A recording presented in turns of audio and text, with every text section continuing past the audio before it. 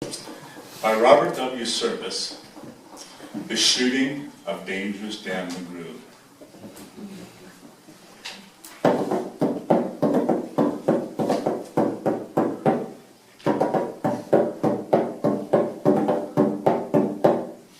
A bunch of the boys were whooping it up in the Malamute saloon.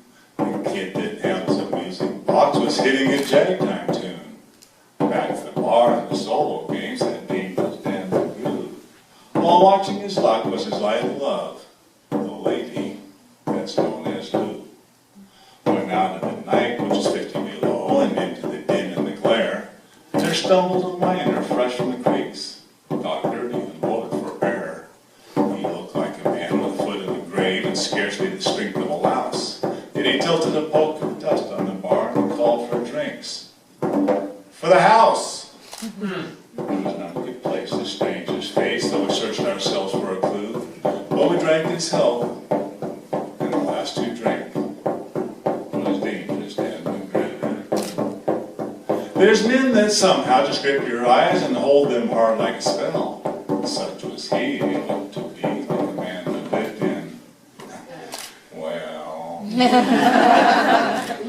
one face most hair and the dreary stare of a dog whose day is done, as he watered the green stuff in his glass. And the drops fell one by one. Then I got to wondering who he was and wondering what he'd do, and I turned my head, and there watching him was a lady that's known as Lou.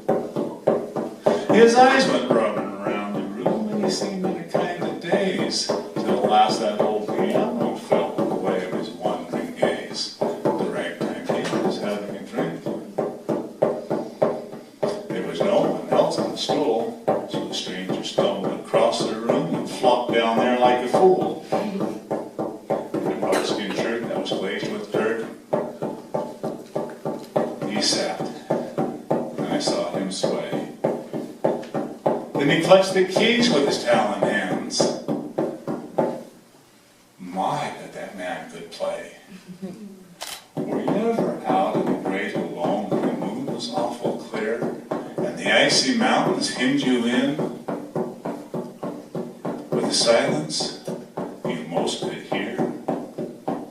With only the howl of a timber wolf and you camped there in the cold, a half-dead thing in a stark dead world lead mad for a muck called gold, while high overhead green, yellow, and red the north lights swept in bars, and you've a hunch what music meant. Hunger and night and the stars.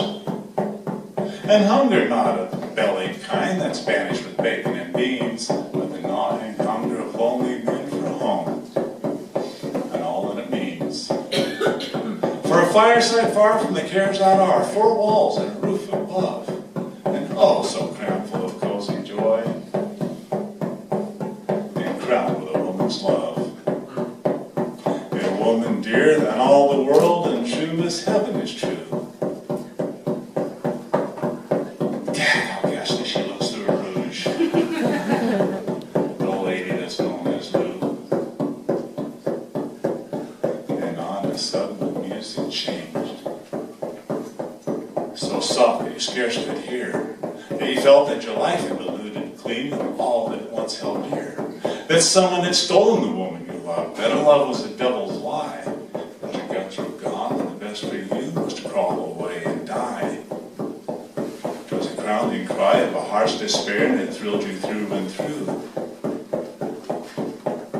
I guess I'll make it a spread Nazir, said dangerous Dan McGrew.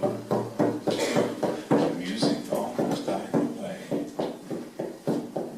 Then it burst like a pent-up flood, and it seemed to say, repay, repay, and my eyes were blind with blood. The thought came back of an ancient wrong and stung like a frozen lash. Lustre rose to kill, to kill. Then the music stopped with a crash. And the stranger turned, and his eyes they burned in a most peculiar way. Like a buckskin shirt that was glazed with dirt,